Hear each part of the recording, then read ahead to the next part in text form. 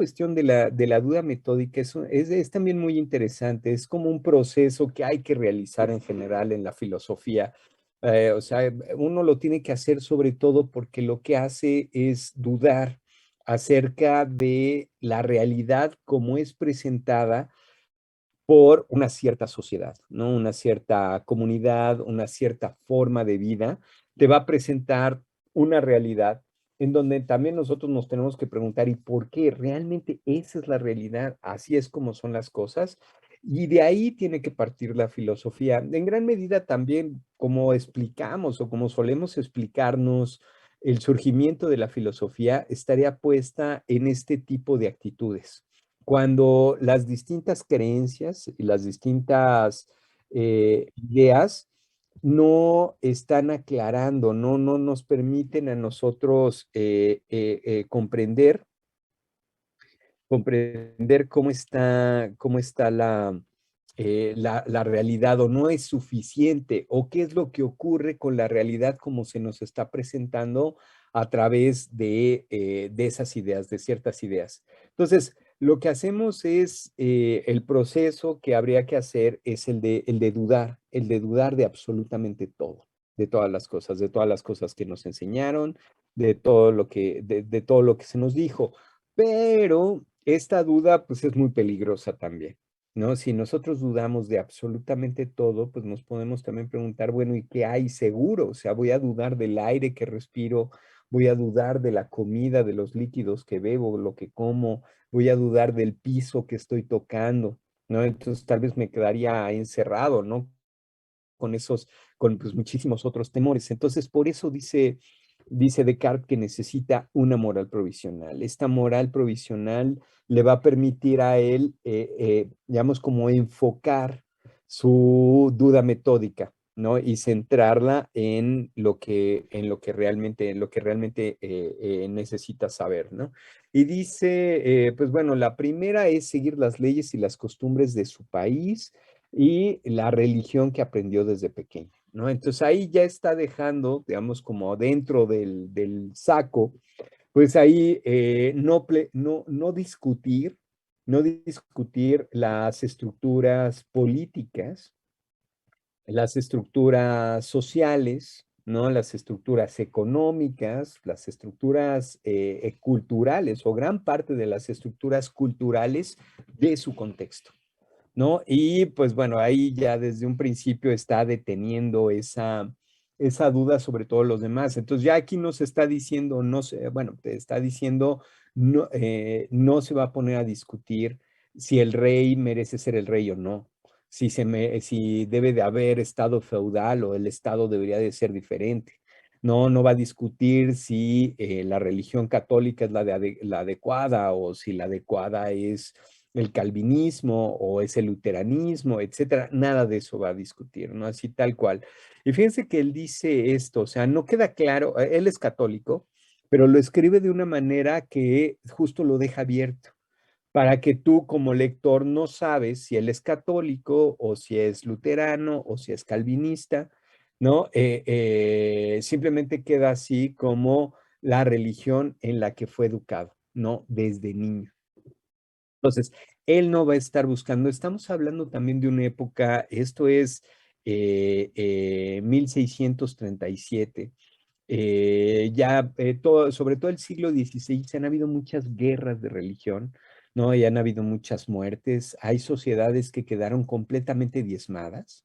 Se calcula que la cuarta parte de la población de Alemania murió en las distintas guerras, ¿no? Y en los distintos conflictos.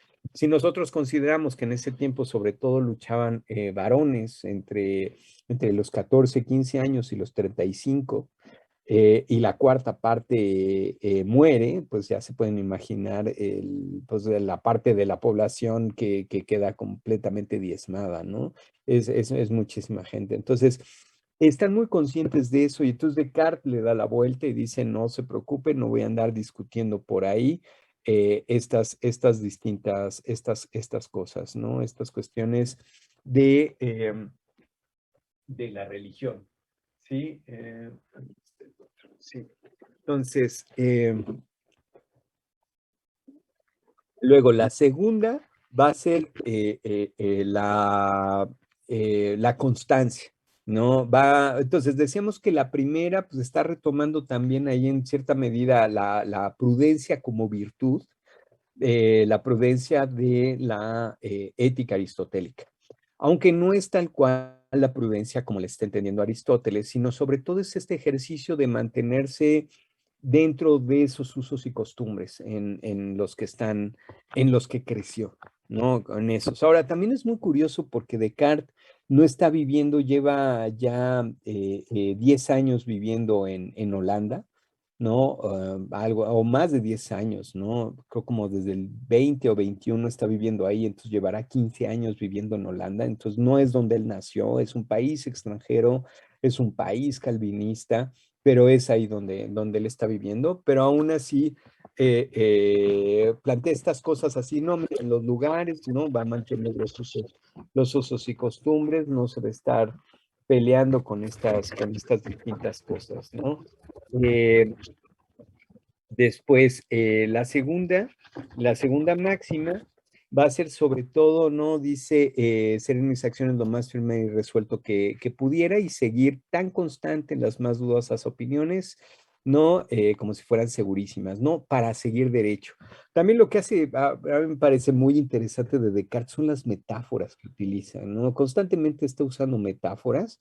Aquí tenemos nosotros la metáfora del camino del bosque, en donde en el bosque pero pensemos nosotros estos bosques, pues así con árboles altísimos, ¿no? Estos bosques de más de 100 años, en donde pues, uno realmente se puede perder y no sabes hacia dónde están las cosas y así. Entonces dice, bueno, pues síguete derecho, ¿no? En la misma línea. Lo podemos pensar en la ciudad, o sea, uno se pierde en la ciudad, bueno, igual da mucho terror luego perderse y no saber hacia dónde dirigirse, pero esa sería la cosa, ¿no? El de mantener esa constancia, ¿no? Y la tercer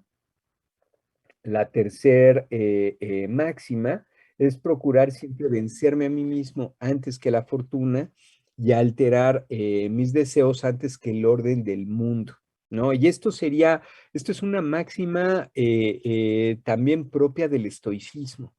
La idea es que yo tengo que entonces delimitar a mi voluntad, ¿no? La voluntad es la que me puede a mí generar pues muchísimos problemas al estarme enseñando a mí distintos deseos, ¿no? Distintas cosas y me puede estar moviendo en distintas direcciones, pues lo que tengo que hacer es detener un poco a la voluntad, ¿no? Y entonces antes que yo querer transformar al mundo y cambiarlo, lo que tengo que hacer es transformarme a mí mismo, ¿no? Y dice María, entonces eso incluye revoluciones o movimientos sociales. ¿Cuál sería, perdón, María? La cuestión de no discutir, ¿no? La primera máxima, la de ok, sí, sí, sí, la primera máxima estaría dejando fuera las revoluciones o los movimientos sociales, sí, definitivamente. No, en esta moral provisional lo que tenemos es que él está viviendo bajo los lineamientos de la sociedad, bajo los usos y costumbres, sin cuestionarlos. Y en la tercera, pues bueno, bien, también, como dice Josafat, no voy a andar yo transformando a la realidad, a la sociedad. Antes me tengo que transformar, tengo que modificar a mí mismo. Es muy curioso también ver que en este periodo ya es un periodo donde hay muchos cambios, ¿no? Constantemente están haciendo nuevos experimentos, están haciendo nuevas cosas y lo que tenemos también es que, ok, muy bien, muy bien, muy bien, muy bien. Lo que tenemos es que a pesar de que hay nuevos, pues bueno, están toda esta exploración por a través del orbe, ¿no? Buscando rutas comerciales, está esta creación de nuevos medios, ¿no? De nuevas cosas, de nuevos objetos y todo esto, siguen teniendo todavía una visión muy estática de la realidad.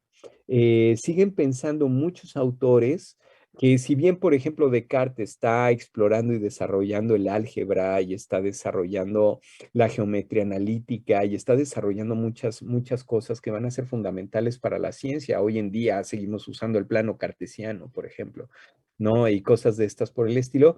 Eh, lo que es muy curioso es cómo ellos están viendo Descartes, por ejemplo, está viendo de manera muy estática las formas de gobierno. ¿No? Y para él, pues las formas de gobierno ya están establecidas, o sea, uno no va a discutir la monarquía, uno podría discutir quién es el rey, ¿no? O de eso sí puedes discutir, pero no que haya monarquía, ¿no? Eso es curioso y eso va a ser parte de la discusión que precisamente va a tener con Elizabeth, ¿no? A ver, les voy a buscar, por ejemplo, a ver si doy con esto. A ver. mm, Entonces, espérenme, a ver. Profe, una pregunta. Sí, ¿A Descartes lo patrocinaban nobles o realeza? Porque para tal vez entender el por qué no quería discutir sobre la política. bien. Bien. No, de hecho, Descartes vive de sus rentas. Descartes, gran parte de su vida, él pertenece no, tengo entendido que no pertenecía propiamente a la aristocracia, pero su familia tenía una posición importante, eran abogados, sería una familia burguesa. Tenía una posición importante en el norte de Francia, en donde él nace, que es ahora este lugar, que de hecho se llama ahora Descartes, ¿no? Eh, él tiene una buena posición y la idea de la familia es que Descartes se dedicara también al derecho, que fuera también abogado y se dedicara pues, a administrar propiedades y posesiones también de los poderosos, de los distintos aristócratas y la distinta gente. Pero a Descartes no le interesa eso. Descartes también tiene una vida muy curiosa. Fíjense que cuando él es pequeño tiene muchos problemas de salud. Su familia tiene una buena posición y su familia consigue que en el internado en donde estudia, ahí en la escuela esta de la Flèche, es el único estudiante al que se le dé el derecho de levantarse a la hora que quiera. Entonces, todo el mundo los levantaban, creo que a las 6 de la mañana, era la hora que se despertaban, ¿no? Pues para hacer ahí el Te Deum y no sé qué cosas. Y Descartes se levantaba como a las 10 de la mañana, 10, 11 de la mañana, y luego se pasaba parte de la mañana en la cama, ¿no? Leyendo y todo eso. Entonces, parece ser que él dormía como 12 horas al día, o sea, dormía bastante. Y gran parte de su vida la hacía en la cama, escribía ahí, leía, ¿no? Y todo esto. Entonces, Descartes tiene esta infancia que si bien está en la escuela, tiene el que hacer pues, todos los deberes de la escuela, que es de todos los demás trabajos. Y eso lo podemos ver en el discurso del método, ¿no? La primera parte del discurso, que es muy autobiográfica, nos va a decir, bueno, pues es que ahí hay gente que está ya ahí perfilada, ¿no? A tomar el lugar de los profesores y eso a mí no me interesaba, ¿no? Ni le interesa tampoco el trabajo, pues, de su familia y sus cosas. Entonces, él va a usar la hacienda, lo que él hereda, en gran medida para autofinanciarse y y vivir, pues precisamente en Holanda, ¿no? Vivir en Leiden, es uno de los lugares donde él va a vivir, que es donde está la universidad en Holanda, es la universidad más importante ahí de los Países Bajos del Norte, y así se mantiene hasta que, tengo entendido que hasta que se le acabe el dinero, ya cuando ya está grande, y entonces es cuando empieza a hacerle caso que si lo busca Elizabeth o Isabel, que si lo buscan estos o los otros, es ya cuando le interesa, pues ¿por qué? Pues porque necesita ahí sí ya el apoyo. Pero él crece dentro de esta realidad burguesa, de la alta burguesía, eso sí, de la alta burguesía, no es la baja burguesía, no son los oficios del carpintero, del zapatero y esto, sino es la alta burguesía, que son los abogados, los notarios, ¿no? Y estos, y pues crecen siempre vinculados con la aristocracia. Y es también un tiempo, esto también, si me preguntan, es como, eh, hay este interés de parte de la burguesía, desde que la burguesía empieza a adquirir poder, por ejemplo, en Florencia, en distintos lugares, ¿no? En el siglo XIII, en el siglo XIV, y ya después en el resto de Europa, en el siglo XV, en el siglo XVI, siglo XVII, la burguesía lo que va a estar buscando es un título nobiliario. La burguesía tiene como modelo a la aristocracia hasta la Revolución Francesa, ¿no? Ya con la Revolución Francesa se da ese gran cambio. Ya la burguesía, después de la Revolución Francesa, ya no le va a interesar ser aristocracia. No toda la burguesía, va a haber una parte donde sí, ¿no? O sea, lo vemos hoy en día, por ejemplo, todavía, ¿no? Cuando la gente con una posición económica muy holgada, pues busca casarse con alguien o compran un título nobiliario, cosas así, ¿no? Como de la Edad Media. Pero en gran medida esa forma de pensar cambia a lo largo del siglo XVIII y sobre todo ya con la Revolución Francesa para el siglo XIX ya es un cambio radical. Ya la burguesía ya no le va a interesar ser aristocracia. ¿Por qué? Porque la misma aristocracia pierde todos sus privilegios, ¿no? En gran medida. No, bueno, claro, la historia de Europa en el siglo XIX y parte del XX es todavía la restauración, ¿no? De los privilegios, ¿no? Y cosas así de la aristocracia y cosas por el estilo, pero ya, ustedes véanlo, hoy por hoy, ¿no? Las personas, pues por ejemplo, podríamos decir la alta burguesía, ¿no? De nuestra sociedad, que serían, pues no sé, pues podrían pensar en Bill Gates o en Zuckerberg, no sé, el de Facebook, no sé, su apellido nunca me lo sé bien, pero estos o en Jeff Bezos o estos, su interés no es hacerse aristocracia, ¿no? No es ir, bueno, por si en Estados Unidos no hay aristocracia, ¿no? Como tal, ¿no? No hay un reconocimiento de los títulos nobiliarios o cosas así como sociedad, ¿no? Entonces, pues no tienen ese interés, ¿no? Pero si pensamos nosotros en sociedades como las europeas, ahí sí hay ese interés. Por ejemplo, ustedes tienen que estos personajes como los Beatles, o por ejemplo, como quién más, pues muchos cantantes, pues lo que buscan es que los hagan lords, ¿no? Y los hagan lores, ¿no? Y entonces sean parte ahí en cierta medida del Parlamento, que es en la puerta chiquita, ¿no? Y en las gradas de hasta arriba, pero ahí está participando. Entonces, depende eso un tanto igual también en la sociedad, ¿no? Por ejemplo, a Mick Jagger, ¿no? Si lo hicieron Lord. Decíamos a los Beatles, ¿a quién más? Bueno, no sé, ¿no? A Hay Paul McCartney distintas. creo que lo hicieron señor. Sí, por eso, esos son. No, esos son, o sea, nosotros le diríamos señor y ellos pues, se dicen ahí sus lores. Mm. Pero cambia según la sociedad. Ahora, en esta sociedad aquí, también Descartes, un poco, siendo un poco más justos con él, su interés es la filosofía natural. Su interés es conocer los principios que regulan a la naturaleza para usar la naturaleza en beneficio humano, ¿no? Eso es lo que él pretende hacer, ¿no?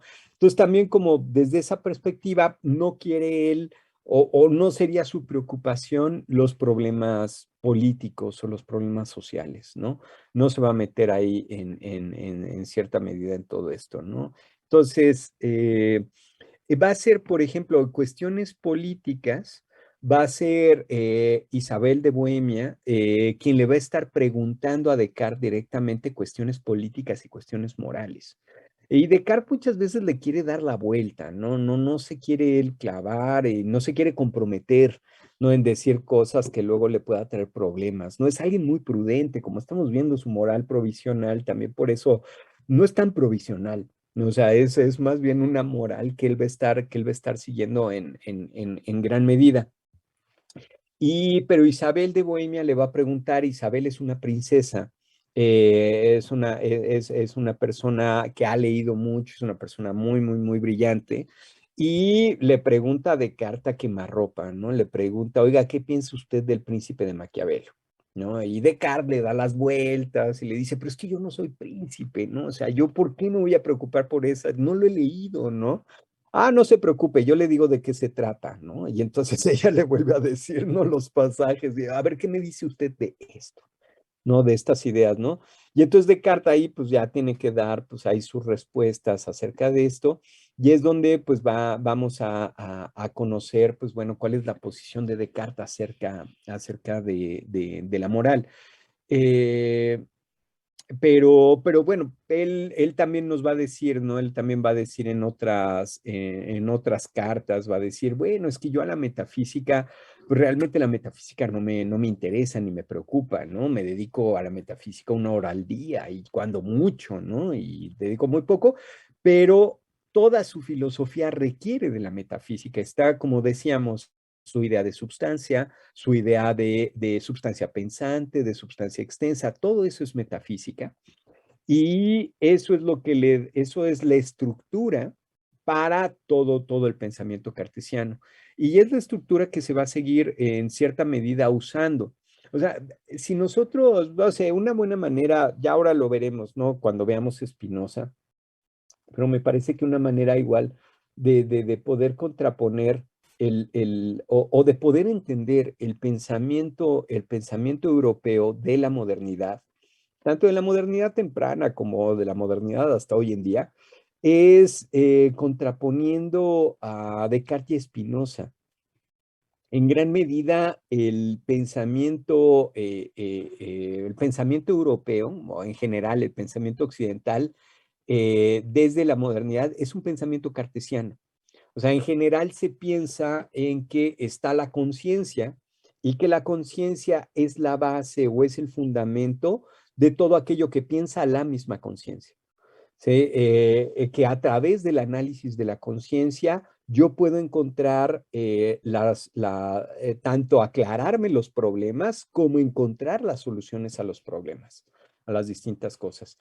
Entonces, y frente a la conciencia está el mundo, están los objetos, están las cosas, y de lo que se trata también es de aclarar cuál es la relación entre la conciencia y las cosas, ¿no? Las cosas son en sí mismas o las cosas, cuáles son de eso que son las cosas, qué es lo que puede conocer la conciencia y qué es lo que no puede conocer de las cosas, ¿no? Y ya una vez que tiene con lo que puede conocer, ¿qué hace con las cosas? ¿Qué puede hacer con ellas? ¿No? Esa sería como la cuestión. En cambio, desde la perspectiva de Spinoza sería de que solamente hay una sustancia, hay una cosa en sí misma y todo lo que hay es manifestación o expresión de esa única sustancia. Entonces, todo lo que hay y todo lo que se relaciona es una derivación, una expresión, una manifestación de lo mismo, de exactamente lo mismo. Lo único es que cambia la manera en que se presenta. Incluso los pensamientos que tiene una persona son también manifestaciones de esa única sustancia, pero en una relación con otras manifestaciones de esa única sustancia que la presentan de cierta manera. Entonces son maneras de las maneras, ¿no? Algo así, ¿no? Como reflejos de espejo, ¿no? Al fin es una sola cosa, pero esta misma cosa puede ser vista según las perspectivas o los puntos de vista desde los cuales nosotros lo estamos observando, lo estamos viendo. ¿Sí? Entonces, estas son dos puntos de vista muy diferentes, ¿no? Muy diferentes. El punto de vista cartesiano está puesto sobre todo con la trascendencia, con la separación entre la conciencia y las cosas, dada a su vez por la separación con Dios, que sería el creador de todo lo que hay, de todo cuanto hay. Y por otra parte, en Spinoza, todo estaría puesto en una unidad en donde todo está expresando lo mismo, está manifestando lo mismo, y las diferencias que nosotros vemos son oposiciones en cuanto a esas mismas manifestaciones, ¿no? A grados de manifestación, diríamos, ¿no? O formas, o maneras, o cosas así, ¿no? Pero sería lo mismo, sería la misma cosa, ¿no? La que se está presentando y se está mostrando. Entonces, sí serían como maneras diferentes de entender los problemas, maneras diferentes de abordar los problemas y las cosas. Recordemos también que decíamos al inicio de las clases, ponía yo la imagen esta de la parábola de los ciegos como ejemplo del mismo pensamiento de la modernidad. Lo que está buscando los filósofos, lo que están buscando las filósofas, todos ellos, es la salvación. Y la salvación entendida como la superación de la finitud, ¿no? Este es un tiempo también, los siglos XVII, los siglos XVIII, en donde la finitud es una realidad. Hoy en día, gracias al consumismo y gracias al mismo capitalismo, caemos en la ilusión de que la finitud es superable, ¿no? Ahí lo tenemos nosotros, o sea, es parte de, o sea, ¿qué es la finitud? La finitud es la dependencia, ¿no? La imperfección, ¿no? Recuerden que decíamos que infinitud era completud y que podíamos entender la infinitud, la finitud entonces como incompletud. Entonces, la finitud es la necesidad de distintas cosas fuera de mí para completarme.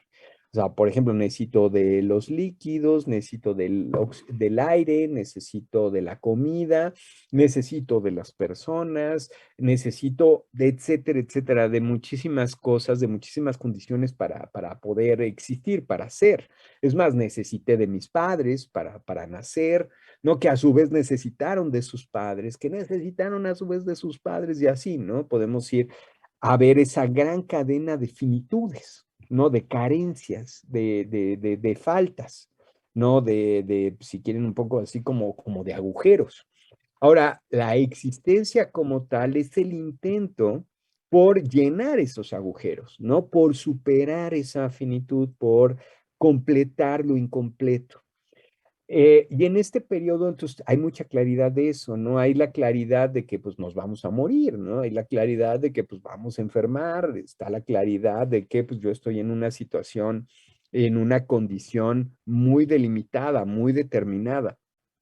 El problema no es ese, ¿no? Para este periodo, el problema es cómo podemos nosotros superar esa finitud y lo que creen ellos que la solución en gran medida está en Dios, ¿no? Si Dios es el que creó todas las cosas, pues entonces Dios es el que me va a dar a mí las herramientas o los medios o es el que me va a abrir la puerta, ¿no? Pues para poder superar mi finitud, ¿no? Otra de las formas en que entendemos claramente la finitud es el tiempo, ¿no? Tal vez es la forma más clara de la misma finitud, el que nosotros somos seres temporales y el que nosotros requerimos del tiempo para pensar, pues para vivir, ¿no? Para dialogar, para ser. Necesitamos del tiempo, ¿no? No tenemos el tiempo dado, tenemos que ganar el mismo tiempo, pero a la vez que lo ganamos, lo perdemos, nos hacemos viejos, ¿no? Entonces, bueno, igual no me voy a proyectar yo con mis distintas crisis existenciales y cosas así, no se preocupen, ¿no? Pero a lo que voy es que en este periodo, el siglo XVII, el siglo XVIII, ponen en Dios, ¿no? Esta superación de la finitud. Entonces, volviendo a la parábola de los ciegos, es solamente Dios el que nos da la salvación, o sea, y entienden así la salvación. La salvación no es solamente como este rollo, ya muchas veces lo podemos ver nosotros, así de pues, los que dicen el mundo se va a acabar, ¿no? Y sálvense, yo qué sé, ¿no? Y vengan aquí al templo o cosas así, sino que es la idea más bien de que nosotros vamos a poder estar plenos solamente con Dios. Pero ahora, a pesar de eso, lo que vamos viendo en los distintos autores también es que podemos nosotros hacer distintas cosas en ese tránsito. O sea, tampoco tenemos por qué sufrir, ¿no? Y eso lo vemos claramente en Descartes, ¿no? Lo vemos en la misma moral provisional. Ok, tengo que aceptar la realidad, claro, Descartes pues, puede decirlo porque él nace dentro de esta burbuja burguesa, ¿no? Bastante cómodo. Y entonces dice, bueno, pues mira, yo dejo los usos y costumbres. Otra cosa hubiera sido si él hubiera nacido en otra condición, pero bueno. Pero la cuestión está en que está buscando dominar la naturaleza, reutilizar la naturaleza en beneficio humano. No, esto va a ser la búsqueda de, pues, por ejemplo, la búsqueda de desarrollar la medicina o la mecánica.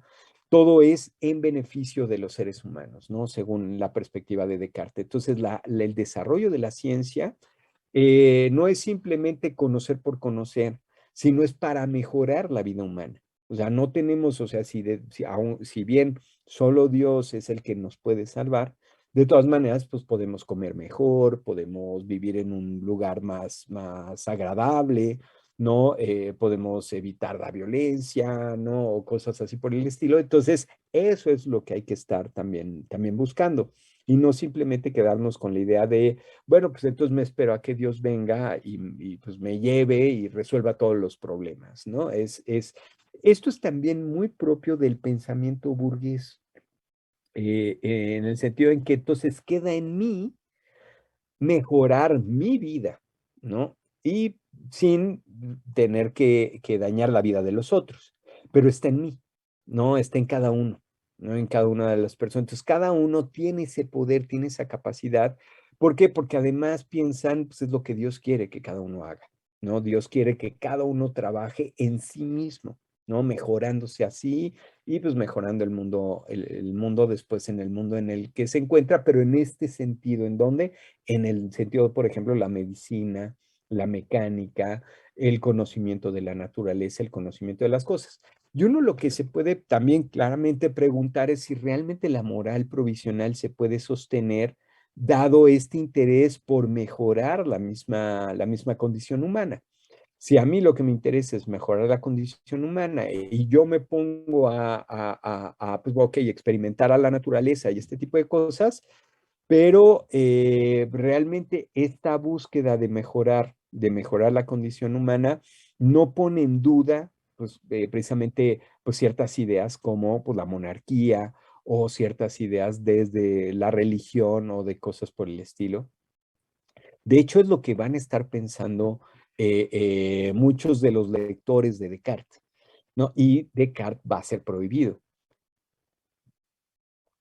precisamente por eso. Descartes muere en 1650 y en los años 50 del siglo XVII y en los años 60 ser cartesiano era ser un revolucionario en ese tiempo, ¿no? Era alguien, bueno, es prohibido Descartes, es prohibido tanto en el catolicismo como en el calvinismo. Se prohíbe en la Universidad de Leiden que se enseñe Descartes y esto. Pero aún así se hacen círculos de estudios cartesianos. Pero fíjense, es muy curioso, o sea, no lo van a estar estudiando por la parte de las leyes de la naturaleza y las distintas cosas que él propone, sino que lo van a estar estudiando precisamente por toda esta cuestión de la metafísica y lo que está haciendo a través del análisis de la conciencia. Y de ahí distintos grupos pues van a estar proponiendo, pues por ejemplo, van a hacer los desarrollos de la lógica. Hay una lógica que va a ser la lógica de Port-Royal. Se conoce así como la lógica de Port-Royal, que va a ser la lógica que va a estar imperando durante pues, siglos XVII, XVIII, XIX, que toma pues precisamente tanto el análisis como la síntesis como la base del pensamiento humano y de ahí es de donde pues van a hacer todas sus conectivas y toda la serie de cosas. Estos se apellidaban Arnaud y Nicole, ¿no? Estos son franceses. Entonces, se van a hacer muchos desarrollos también a partir de esto, ¿no? Del mismo cartesianismo, en donde van a estar interesados sobre todo en el análisis de la misma conciencia para la búsqueda de los elementos que posibilitan el pensamiento. Ahora, también lo que va a ocurrir con los empiristas, pues, teníamos que ver a Descartes también como inicio de este curso, porque pues vamos a ver tanto a los racionalistas como a los empiristas.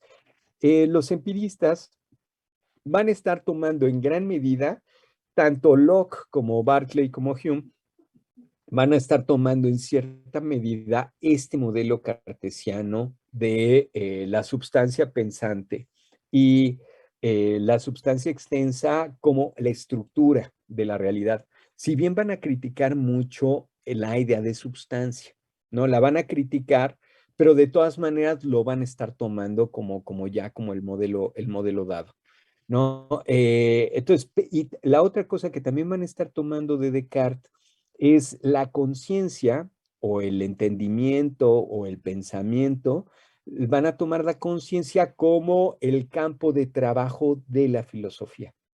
Entonces, eso es también interesante porque como bien hace Descartes, tanto en las meditaciones como en el discurso del método, es tomar su propia conciencia, pues para hacer el análisis de sus representaciones y de todas sus ideas para tratar de dar con los principios, pues lo mismo va a estar haciendo como ya como metodología, como campo de trabajo, lo va a estar haciendo Locke, lo va a estar haciendo Berkeley, lo va a hacer Hume también, ¿no? En este sentido, si bien, como ya veíamos, ¿no? Con estas distintas cosas que se planteaban, vamos a ver también las objeciones que les van a estar haciendo los empiristas a los racionalistas. Pero lo que sí ya tenemos aquí es esta como partida. Ahora, quiero también comentar algo importante para aquellos que les interesa la fenomenología. La fenomenología parte precisamente, toma a Husserl, a Descartes, y Husserl va a hacer estas conferencias que son las meditaciones cartesianas, que son muy importantes. Estas meditaciones cartesianas él las presenta ya había hecho, pues bueno, ya distintos estudios y distintas cosas, y presenta esto a finales de los años 20, ¿no? En el siglo XX ya, ¿no? O sea, ya van a ser casi 100 años, ¿no? De este desarrollo. Si bien desde 1905, así ya Husserl está pensando en muchas de estas cosas. Lo que él encuentra en Descartes, el análisis es fundamental para podernos aclarar a nosotros la manera en que trabaja la misma conciencia. Entonces, la conciencia lo que va a hacer es darse cuenta de que a través del análisis de sus representaciones es tomar cualquier representación, así sea una taza, sea un vaso, sea el objeto que sea. Ese objeto se me presenta a mí como algo fuera de mí, ¿no? Como algo que está frente a mí y hace que mi conciencia tome una actitud hacia la cosa. O sea, no hay una conciencia vacía, ¿no? Digamos, como esto sí sería la distancia que estarían tomando en sí de Descartes, porque Descartes está pensando que la conciencia sería algo así como una especie de bote en donde van entrando las distintas, o se van formando las distintas ideas, pero el bote como tal no cambia conforme yo tengo ideas, ¿no? Sino que siempre va a permanecer el mismo y ahí están las facultades para estar haciendo estas distintas ideas. Ahora lo que tenemos es que la conciencia va a saber que siempre es dirigida fuera de sí por sus propias ideas, ¿no? Las ideas lo que hacen es apuntar siempre hacia afuera de la conciencia, ¿no? Entonces, la conciencia no está encerrada en sí, ¿no? No es algo que solamente esté sí, sí, sí, sí, como clausurada, sino que la conciencia siempre está mirando o esperando hacia afuera, ¿no? Esto es como trabaja la misma conciencia, ¿no? Y ya después ahí pueden haber una gran variedad, ¿no? De cuestiones acerca de la misma, de la misma fenomenología, ¿no? Y distintas formas de hacer el análisis y esto, ¿no? Pero en principio lo que tendríamos es que los elementos con los cuales se está trabajando la conciencia, estas distintas ideas que nosotros tendríamos de las cosas, estarían apuntando a la misma conciencia hacia afuera de sí.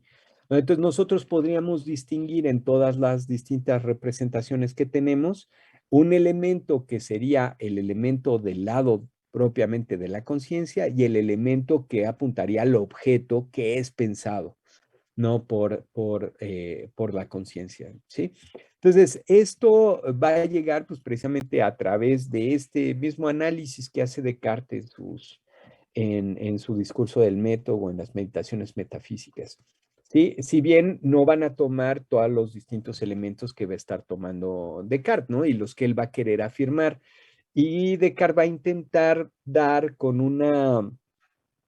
pues, decíamos, ¿no? Decíamos ya con una realidad en donde tenemos a estas almas que han sido creadas por Dios, que están vinculadas de una manera extraña para nosotros, pero Dios entiende cómo, que están vinculadas con un trozo de materia, pero este vínculo es meramente temporal, ¿no? Las cosas nos vamos a separar bueno, las almas se van a separar de la materia y van a ir hacia pues hacia a permanecer en Dios o estar en Dios y así, ¿no? Entonces tenemos nosotros que buscar también o respetar qué es lo que nos dicen los distintos teólogos sobre cómo conservar y cómo salvar nuestras almas, ¿no? Y nuestra vida, ¿no? Entonces, sí, hasta aquí tienen alguna duda, algún comentario. Habían puesto algo. Puede ponerlo en ándale, ese, también pensaba en ese, en Elton John, sí es cierto, ¿no? También es Sir, ¿no? Entonces, este es un tipo de nombramiento que tienen ellos precisamente para poder participar en el Parlamento. Entonces, para la burguesía inglesa es muy importante poder pertenecer a esos estatutos. No es hereditario, no se lo queda solamente la persona, pero tiene la posibilidad de participar en el Parlamento. Entonces, es como si nosotros fuéramos al Congreso, por ejemplo, y nos pudieran poner atención, pues no sé, quiénes, los diputados y los senadores y yo qué sé qué cosas, ¿no? Entonces, sería algo así. Oh, muy bien. Pero alguna duda sobre Descartes. Entonces, Luis, ¿puedes repetir sí, un poco estos grupos o círculos que estudian a Descartes? Y mencionaste, por ejemplo, a Arnaud y a Nicole. ¿Se fijan más otra vez, en ok. qué? Ok, en Por que ejemplo, dijiste, no se estos de, fijan en esto, sino en lo ok, otro. sobre todo en la metodología que usa Descartes para poder dar con los principios del conocimiento, ¿no? Entonces es en lo que se fijan. Entonces usan el análisis y después la síntesis, ¿no? Ya, y ellos afirman que es el mismo proceso del pensamiento humano. Entonces, ya eso no lo dice tal cual Descartes, pero esto sí ya lo van a decir a partir de Descartes, ¿no? Y eso es poco después o sea, Arnaud todavía pues, conoce a Descartes y se escribe con él y están desarrollando eso en los años 50. Entonces, va a quedar un tanto establecido durante bastante tiempo que los dos procesos mentales o los dos procesos con los que funciona el entendimiento sería el análisis y la síntesis. Sí, esto sería, ¿no? Y esto Gracias. establecido ahí por estos, ¿no? Por estos de la lógica de Port Royal. Mm,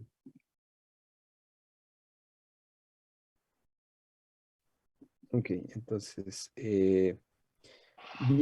bien. Entonces estábamos, y ¿qué otras dudas tienen? ¿Qué otras dudas tienen acerca de Descartes? Así pues para que podamos pasar nosotros, bueno, ya después a Spinoza.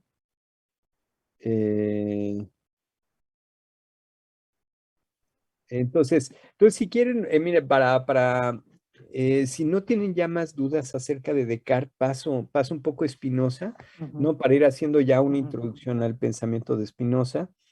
Eh, eh, yo creo que una de las principales diferencias, igual ya se los comentaba cuando veíamos igual la parábola de los ciegos, una diferencia muy importante entre el pensamiento judío y el pensamiento cristiano está puesto precisamente por la manera como uno se salva, no por la misma idea de salvación.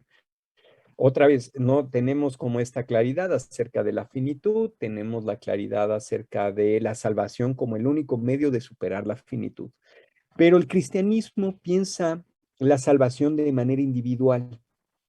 Esto es, uno va a ir al juicio final, ¿no? Al final de los tiempos, y va a dar cuentas frente a Dios de manera individual. O sea, supongamos que yo soy testigo de Jehová, ¿no? Y que me puse ahí a tocarle la puerta a los demás, ¿no? Y entonces, pues resulta que nadie me peló, ¿no? Nadie me puso atención, nadie me quiso escuchar. Pues bueno, yo el día del juicio final iré con Dios, ¿no? Si soy cristiano, Y le diré, ¿sabe qué, Dios? Pues mire, pues él me va a decir, ¿qué hiciste, no? Con tus vecinos. No, pues yo les toqué la puerta, ¿no? Pero pues no me pelaron, ¿no? Y entonces Dios me va a decir, no te preocupes, hiciste bien, ¿no? Pues ahora lo que tienes que hacer es, bueno, yo ya me pondré ahí, pues ya les pediré cuentas a los vecinos, ¿no? Entonces, la salvación es individual. En cambio, para el judío, para los judíos, la salvación es colectiva, es de grupo.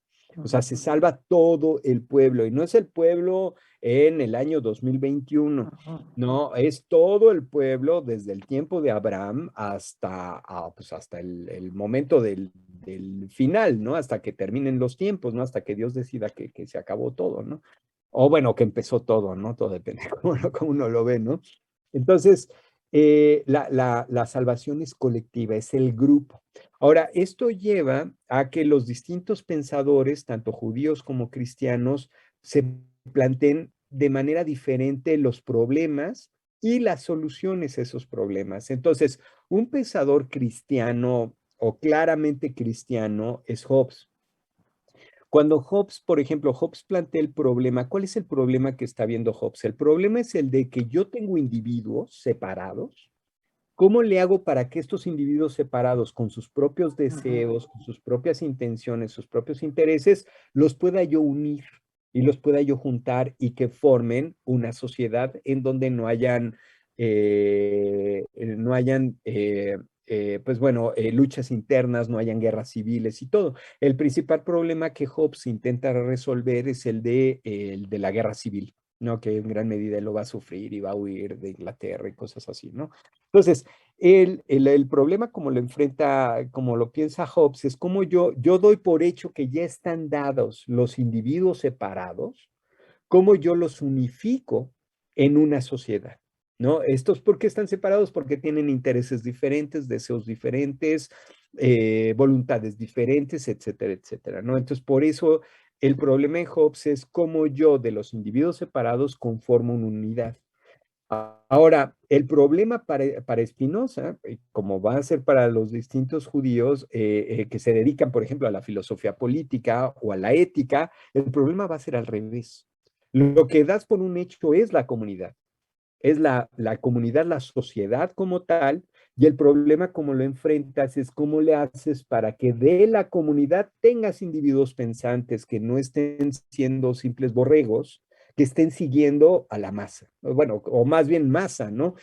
Consideren ustedes, por ejemplo, Elias Canetti, ¿no? En el libro este de Masa y Poder, ¿no? Elias Canetti, bueno, pues escribe en el siglo XX, ¿no? Es premio Nobel y estas cosas. Y él se plantea tal cual, ese es el problema. O sea, ¿cómo yo evito las masas? ¿Cómo evito que las masas? Porque en la masa no razona.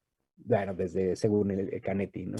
La masa no razona, sino que la masa lo que hace es simplemente moverse en una sola dirección, ¿no? Nada más. Y no hay este pensamiento, no hay este análisis. Por ejemplo, no puede haber un Sócrates en la masa, ¿no? Que ponga en duda lo que están diciendo los sofistas, sino que más bien, pues la masa se mueve en una dirección o en otra dirección. Entonces, el problema para muchos pensadores judíos que se dedican a la filosofía política y a la ética es cómo le hacemos, das por un hecho que ahí está el grupo. ¿Cómo haces para que del grupo surjan los individuos? Surjan individuos pensantes, no que se separen del grupo, porque es también un poco el problema igual con Hobbes, o sea, tú no quieres que ahora que formes un grupo, una masa, pues ya los individuos sean una mera masa ahí informe, ¿no? O no, sino tú quieres que estos mantengan sus intereses, mantengan sus intenciones, pero que estén colaborando entre todos. ¿Cómo le vas a hacer, no? Y en el caso de Spinoza es cómo le vas a hacer para que esa masa se convierta tenga individuos pensantes, ¿no? Y individuos que sean capaces de reflexionar, de tomar distancia acerca de los usos y costumbres, que tomen distancia de cosas, ¿no? Entonces, esta sería como una diferencia muy importante a las que llevan, pues, dos tradiciones, pues, diferentes. Por una parte, la tradición cristiana, sí, sean católicos, anglicanos, luteranos, calvinistas, etcétera, pero en general, ¿no? El cristianismo o la tradición judía. Gran parte, por ejemplo, a mí me gusta mucho leer también así a la Escuela de Frankfurt. No, ustedes tienen a Horkheimer, a Adorno, a Herbert Marcuse, también como pensadores que están enfrentando el problema de la masa.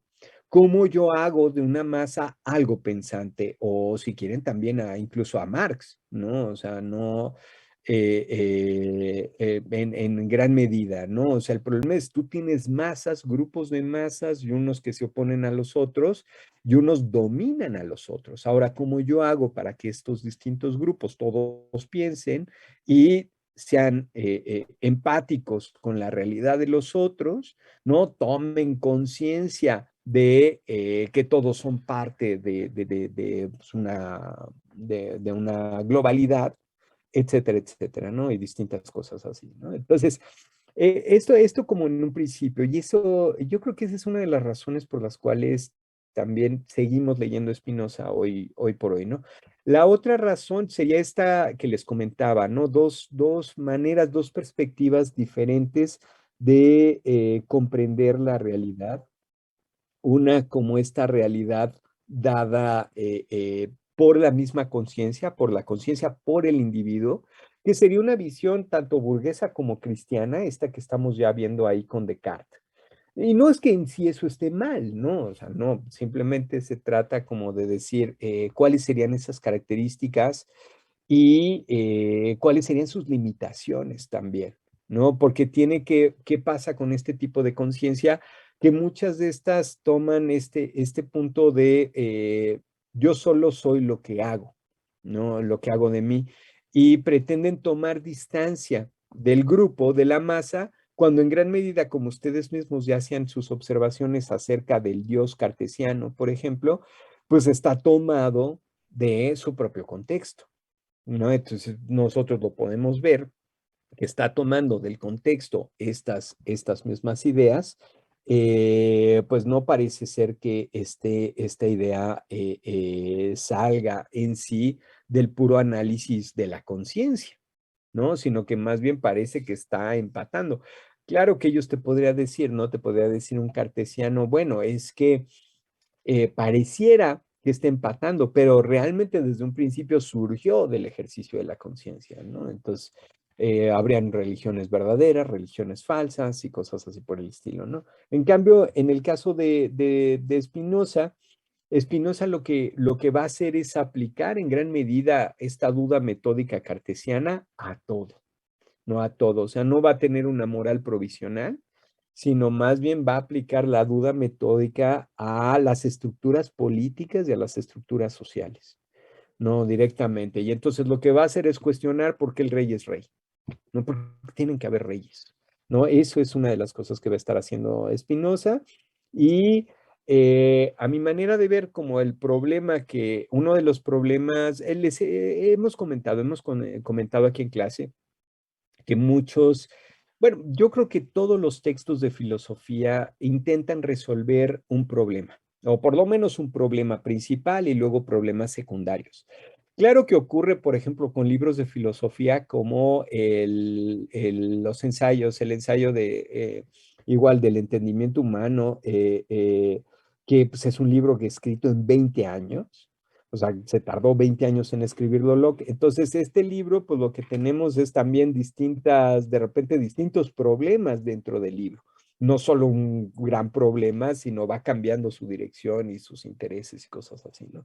Pero en general hay un problema que quiere resolver cada uno de los autores y ese problema nos sirve a nosotros como llave para entrar al pensamiento del autor. Decíamos que el problema que quiere resolver Descartes es comprender los principios de la naturaleza, comprender cuáles son las leyes que regulan a los cuerpos para reutilizar esos mismos cuerpos en beneficio humano.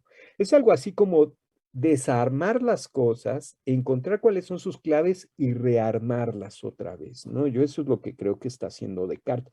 Y yo creo que es lo que hacen los grandes filósofos. Lo va a hacer Kant, lo va a hacer Spinoza, lo va a hacer, pues también lo va a estar haciendo Platón, Aristóteles. Yo creo que en gran medida los grandes filósofos es lo que hacen. Intentan desarmar la realidad que se les está presentando, encontrar cuáles son los principios y después rearmarla en beneficio, pues, de la humanidad o en beneficio, pues, según qué es lo que ellos están buscando, ¿no? Ahora, en el caso de Spinoza, uno de estos problemas fundamentales, bueno, el problema fundamental va a ser el de la salvación. ¿Cómo realmente nos salvamos? ¿Cómo nos salvamos los seres humanos? ¿Cómo realmente superamos la finitud? Y la propuesta de Spinoza en gran medida va a ir a buscar, no que hay no que hay otra vida que esta para podernos salvar, sino es esta la que hay. Y en esta misma vida nosotros podemos abrirnos pequeños espacios, pero cada vez abrirlos más, de estos espacios de salvación. Suena medio extraño, eso lo sé, suena como a visión apocalíptica, ¿no? De estas religiones de pare de sufrir o algo así, ¿no? No se preocupen, no les voy a sacar lana ni nada, pero la cosa lo que vamos a estar viendo es cómo se abrirían estos espacios. Ahora, antes de ver esos espacios, cómo los abro, tenemos nosotros que precavernos de aquellos espacios falsos, ¿no? Aquellas trampas que hay por todos lados que nos dicen que nos van a salvar cuando realmente nos van a entrampar. Entonces, la pregunta que formula Spinoza en el Tratado Teológico Político, todo esto se los voy a poner, les voy a poner ahí un texto, un buen traductor de la obra de Spinoza es Atilano Domínguez, y pues ya saben, un alma caritativa por ahí escaneó toda su obra y entonces ahí la tenemos y entonces ahí la vamos a compartir por aquí. El problema, como lo va a estar planteando en Spinoza, es por qué los hombres, y hombres en genérico, no varones, mujeres, no todos, por qué los hombres luchamos, ¿no? Luchamos por nuestra esclavitud como si fuera nuestra salvación. Entonces, el problema es el de la servidumbre voluntaria. No es porque es fácil de decir, si el otro me está oprimiendo, ¿no? Mira cómo me oprime, ¿no? Y cada vez me aprieta más el pescuezo, ¿no? Y así, ¿no? Eso no es difícil de hacer y de señalar, ¿no? A los culpables de la opresión. Pero el problema no es ese, el problema es cuando yo saboreo la opresión, ¿no? El problema es cuando yo acaricio, ¿no? La correa, ¿no? Que me tiene a mí oprimido. Ese es el problema. Ahora, en el siglo XVII, este problema se presentaba a través de la búsqueda de los líderes. Pero no es solamente en el siglo XVII, pensemos nosotros el siglo XX y entrado ahorita el siglo XXI. La búsqueda de los líderes como el medio de la salvación. O sea, a mí me va a salvar, pues, por ejemplo, pensemos nosotros en la Alemania nazi, ¿no? A toda la gente pensando que Hitler los iba a salvar. O en la España franquista, pensando que Franco es el que los va a salvar. O en la Italia del fascismo, pues que Mussolini. Pero también pensemos acá, pues en los distintos, pues todas las dictaduras latinoamericanas que han habido, ¿no? Y las dictaduras no solamente desde aquellas dictaduras en donde hay una opresión directa, sino también en esas dictaduras en donde es la misma población la que busca al dictador, ¿no? Y es la población la que se pone a sí misma pues a esa persona, ¿no? Supuesta salvador, ¿no? Para superar la finitud. Entonces, vamos a ir sobre estas cosas vamos a estar hablando.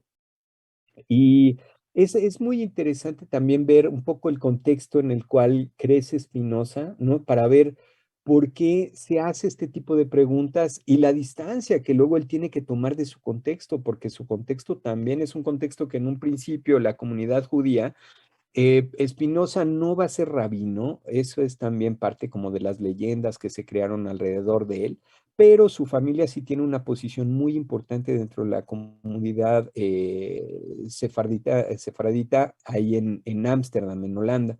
Entonces la comunidad sí va a buscar y le va a decir, oye, bueno, mira, ya quédate aquí, tranquilo, no busques nada afuera, aquí pues tienes tu casa, tu comida, es más, te damos una lana anual, tú puedes hacer tus investigaciones, lo que tú quieras, pero no tengas contacto con los calvinistas, no tengas contacto con los demás. Y Spinoza no lo acepta, vive afuera de su comunidad y lo expulsa. lo expulsan de la comunidad. Entonces también es una vida muy difícil. Esto lo pueden ustedes ver en los primeros parágrafos del Tratado de la Reforma del Entendimiento, que es lo más autobiográfico que leemos de Spinoza, en donde él plantea que enfrenta pues precisamente el problema de decidir, ¿no? Decidir a, a qué se va a dedicar, qué es lo que va a hacer con su propia vida. Si se dedica a lo que hacen los demás, por ejemplo, los demás buscan dinero o los demás buscan placeres, ¿no? O los demás buscan los honores, los reconocimientos. A eso va a dedicar su vida y realmente eso le va a dar la salvación. Ahí está la salvación en hacerse súper rico o está la salvación en pasársela abotagado por los placeres, ¿no? Y estar saltando de placer en placer. O realmente me va a salvar a mí el tener honores y el que todo el mundo me reconozca como el gurú o como el presidente o como el emperador, ¿no? Eso es realmente lo que me va a salvar. O me doy a una tarea de mejor investigar, de mejor buscar cuál sería el bien supremo. Y bueno, el bien supremo pues va a ser la única sustancia, ¿no? Es lo que nos va a decir. Entonces, les voy a poner ya la unidad para empezar a leer Spinoza. Vamos a modificar un poquito el calendario porque ya nos pasamos un poco con lo de Descartes. Y este viernes, este próximo viernes, sería la entrega del folio dedicado a Descartes, ¿no? Entonces, hay para... Les recuerdo que los folios nos ayudan o nos sirven, son las herramientas, son los tabiques para poder construir el ensayo final. No quiero que escriban el ensayo una noche antes, ahí con un litro de café o menos ahí con un litro de cerveza o yo qué sé, no, porque quién sabe cuál va a ser el resultado. Entonces, no, mejor lo vamos haciendo poco a poco y aprovechamos pues que Luis Enrique nos apoya muchísimo en la lectura y en la revisión de las cosas y podemos nosotros mm, em, quedarnos. ¿Sí? Entonces, ¿tienen alguna duda, algún comentario?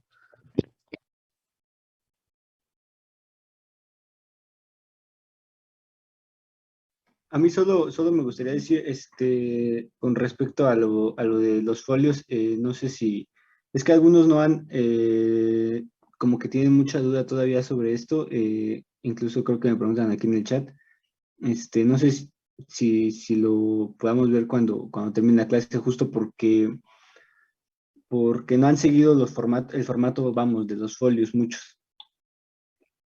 Ok, entonces, ¿se pueden quedar tantito con Luis Enrique aquellos que tengan las dudas acerca de los folios? Y los demás, pues ya nos despedimos y nos vemos, leemos, escuchamos el próximo martes. Y hoy mismo les pongo la unidad ya sobre Spinoza y las sugerencias de lectura. Ok, muy Gracias. bien, André. Ok, Bueno, perfecto. Entonces los dejo entonces con Luis Enrique. Que estén muy bien, cuídense mucho. Hasta luego, profe. gracias, profesor. Muchas gracias, profesor. Feliz Hasta semana. luego. Bueno, esto es como opcional, solo si tienen dudas de los folios, si no, no es tan estrictamente necesario que se queden. Bueno, he leído algunos trabajos que han escrito algunos de ustedes, más de ética, creo que de historia, porque de historia, pues, hasta ahora solo hemos avanzado en Descartes. Sin embargo, pues muchos me han preguntado sobre los folios y bueno, rápidamente, no sé si ya vieron el documento que está en el Classroom, el de los folios, el formato vamos. Mm, a ver, déjenme lo busco.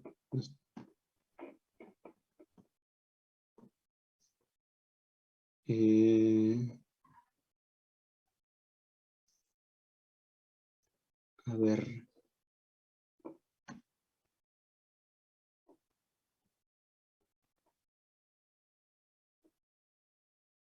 No sé si tienen alguna duda en general, porque aquí en el chat me han preguntado algunos. Aquí decía,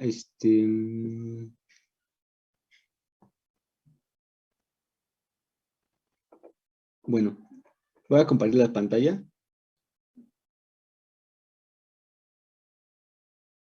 Mm,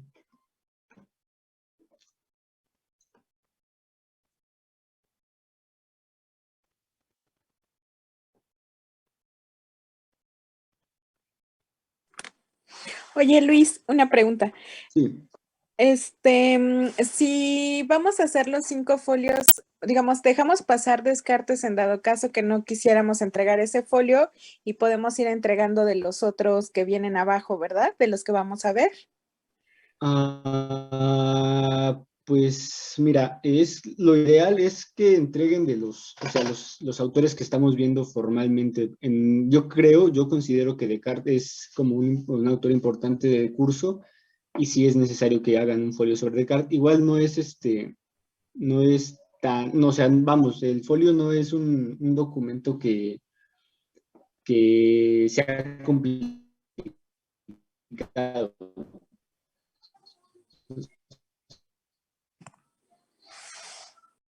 Tesis doctoral, o sea, esto es más como un esbozo del curso y como bien decía el profesor, el doctor Luis, es más en el sentido de que sean los tabiques o las bases de lo que va a ser su trabajo final. Entonces yo diría que Descartes sí es un folio, un requisito, ¿no? De verdad, yo que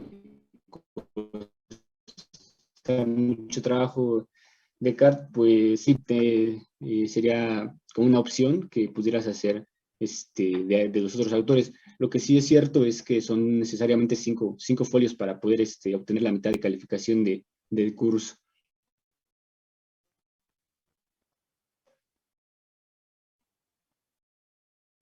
¿Sí? ¿Quedó claro?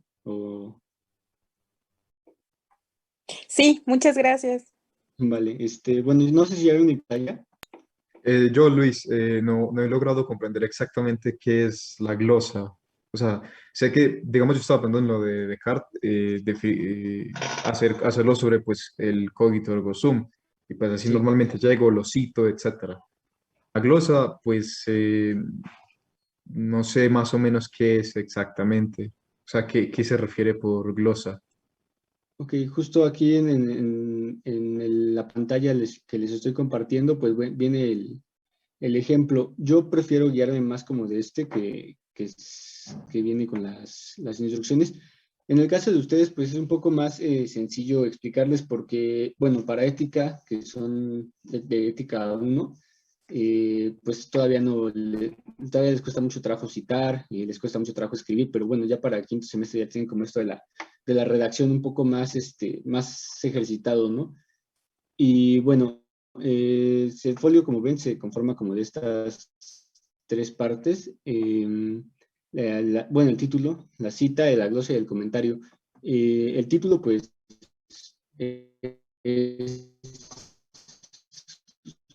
es, tiene que ser suyo, o sea, es una creación suya, vamos. La cita, como decías, ¿quién era el que estaba participando?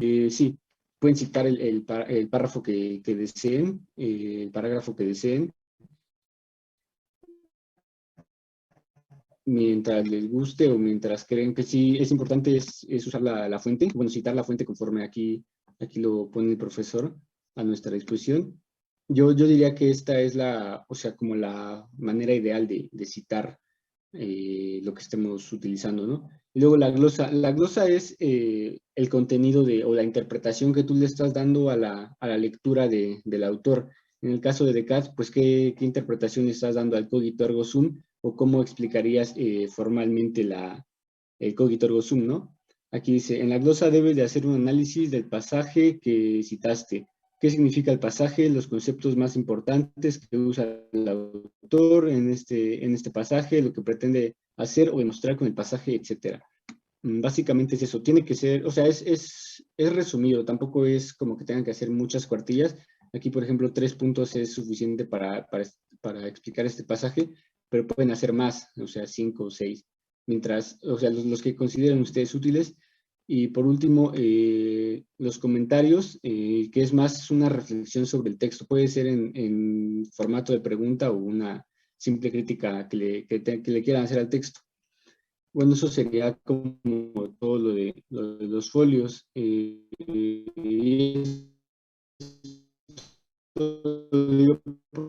Porque, insisto,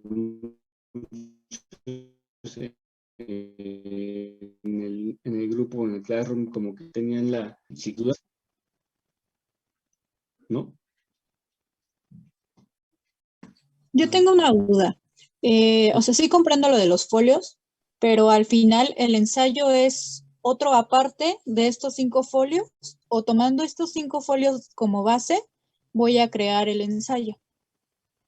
Pues en sí el ensayo esa parte es, bueno, está la opción de que te bases en tus folios, o sea, de que puedas usar tus folios, ya sea de que retomes